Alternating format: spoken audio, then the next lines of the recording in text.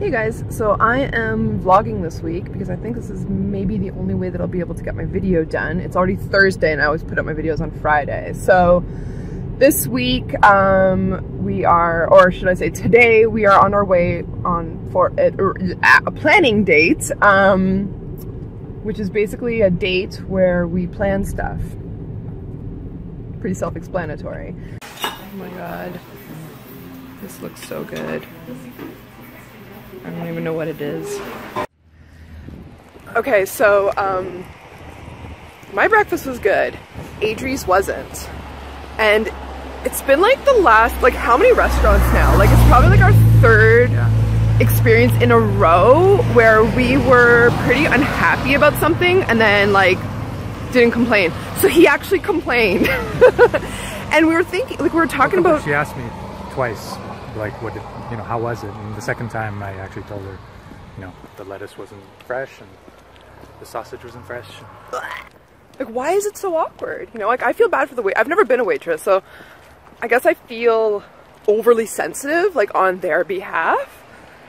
Like I don't know, maybe it's no big deal. Like, yeah, but I mean, what I was saying is that it'd be so easy to make it so that they actually do get feedback if that's what they want. They should. And they should. Every company should want honest feedback. And they should want feedback in real time when they can do something about it and, you know, like help out instead of just wait until somebody posts a review. And anyway, the leaves are starting to really change now. Went by some really beautiful ombre trees, like every shade of red and orange and yellow. Oh, look, there's a good one back here. This guy, this guy, this. Wow. Look how big my head looks. You want me to hold it? So nah. Not so close. You have a very wide angle camera. Just like a giant head. It's hard to Haha, see, it's harder than you thought. It takes special skill. See? Look at your giant beard. Look at your huge beard. Oh, here, I know what it is.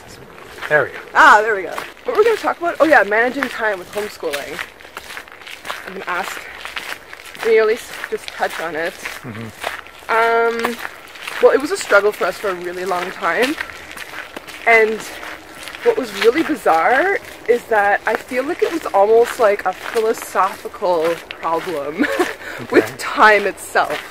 What do you mean? You remember like how, like whenever you were having your time issues? Scarcity.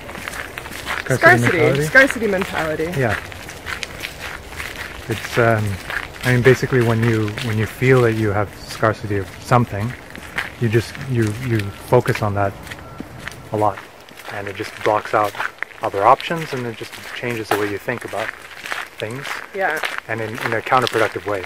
Yeah. So when you're doing when you have time scarcity, you end up doing things in the short term to give you like a short-term benefit, but you don't plan in the long term. It's the same as when you're in money scarcity, you know, you do things that are they give you a short-term boost of money, but then in the end you have to pay more debt or whatever. Yeah. It's the same idea, so we were doing the same thing with time. Yeah. And really, it's just focusing on the negative, right? It's focusing on the lack of something. Yeah. It's not the perceived lack, because it really perceived lack, that's exactly it. Yeah. Like for both time and money, just how much is enough is something that's entirely arbitrary. And if you feel that you have less than you think you need, then you're in scarcity mentality. And if you feel that you have more than you think you need, then you're in abundance or not scarcity or whatever. Like whenever I first became freelance and an entrepreneur, I felt like I had so much time on my hands. Before having a child. So like when I first became, well, I was a freelance writer, and you know, I would have to juggle like many clients, many projects at the same time, but I was so good at doing it because I had this like mentality of like the scarcity of time, so I was really, really productive, which was great. It was good that I had that at the beginning because very quickly I learned that it was much more important to have myself being paid by project rather by the hour, because you know I shouldn't be punished for being a very efficient worker, right? It aligns your self-interest with the interest of the person you're paying. Yeah, exactly. So that was really good. And then it's kind of like, as I got used to that, my time started to feel shorter and shorter. So I'm just looking at a blue jay. Yeah, time just started to feel more and more scarce. And then especially when we had a baby, that there baby of ours, where is he? Yeah, all of a sudden it just felt like we had no time to do our own things.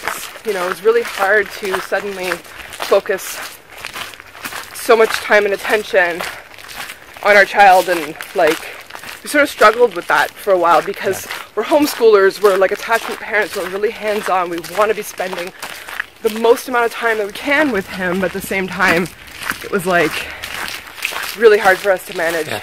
But I mean, important, yes, thank you. An important thing to note is that it's not that we have now so much more time, and we do, right? He's a little bit more independent and all that. But even before we started getting a couple days of a week, right? At least I found a way to get around my time scarcity mentality. And what that helped me do is, instead of trying to focus on how many hours I put in, how many hours I put in, it would make me think about the most efficient use of my time. Yeah, right? yes. And like, you can have twice as many hours, but if you're doing things that are not really going to make that much of an impact, it doesn't matter. And really, like the ratio between how much more productive you can be when you're doing the important thing, which I'm still struggling with, because for me it's obviously marketing, and I still don't do it as much as I should. But yeah, it's the point of view of there's enough time to do the things that are important if you know what the things that are important are. Exactly. Reading that book, I mentioned this many years ago, but The One Thing was really helpful in sort of shifting our mentality around that. So it's really just the idea of working harder. No, working better, not harder. Yeah. So just that shift in mentality was really important, especially coming from like an office background, where it was, and retail too, it's really just like busy work. I'm always looking busy. Who cares what you really get done in a day, you know? Like it mattered a lot less than it does to us now. So now I don't know, I feel like I've just become a really efficient worker. You know, people are always like, how do you manage this whole business on your own?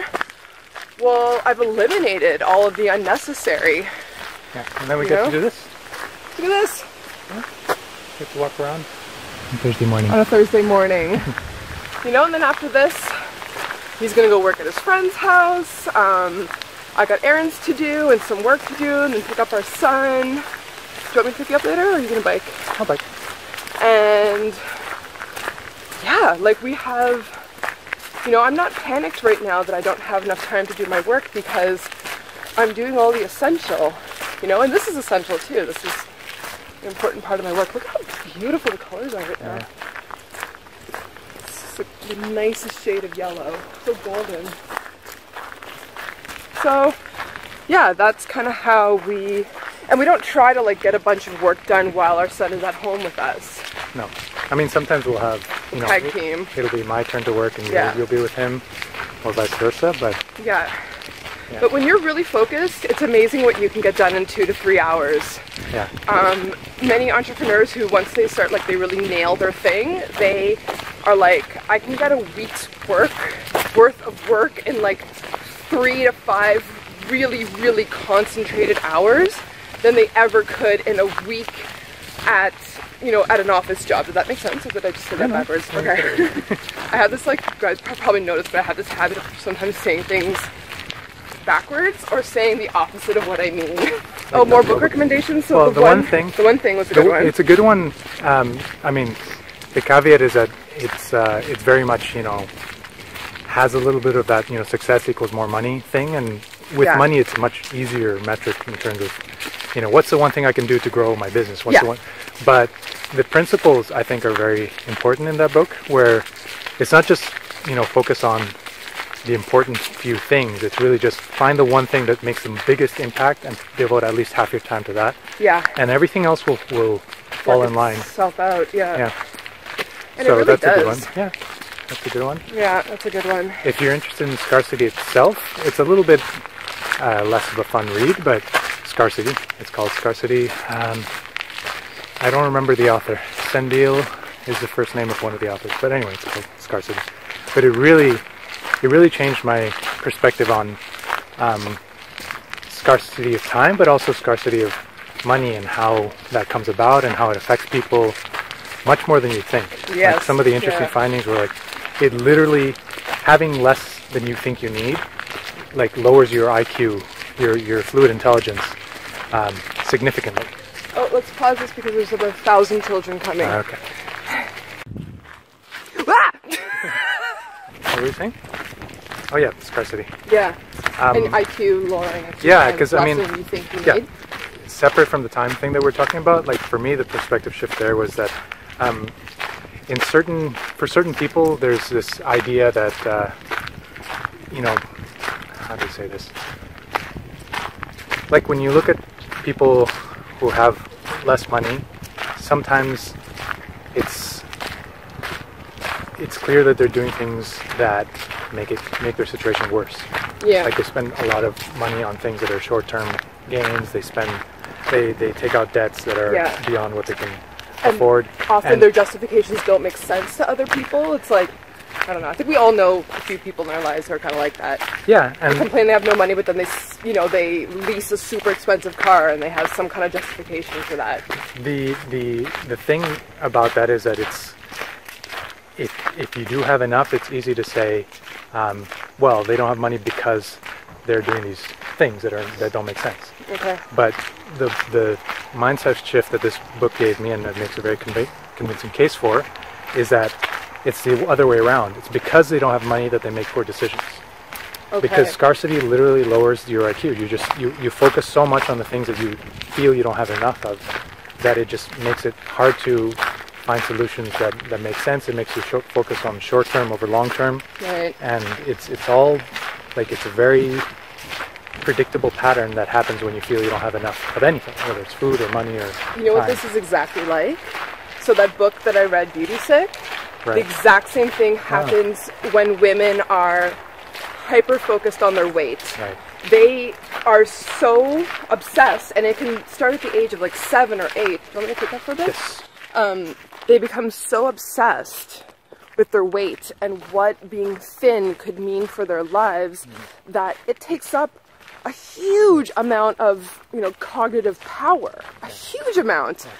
And, a lot of feminists, like, we're thinking now, like, this is sort of like the patriarchy that, like, it's like a way of, like, mind control over women because if, and you said this too, you're like, if you weren't so obsessed with XYZ, just, sort of,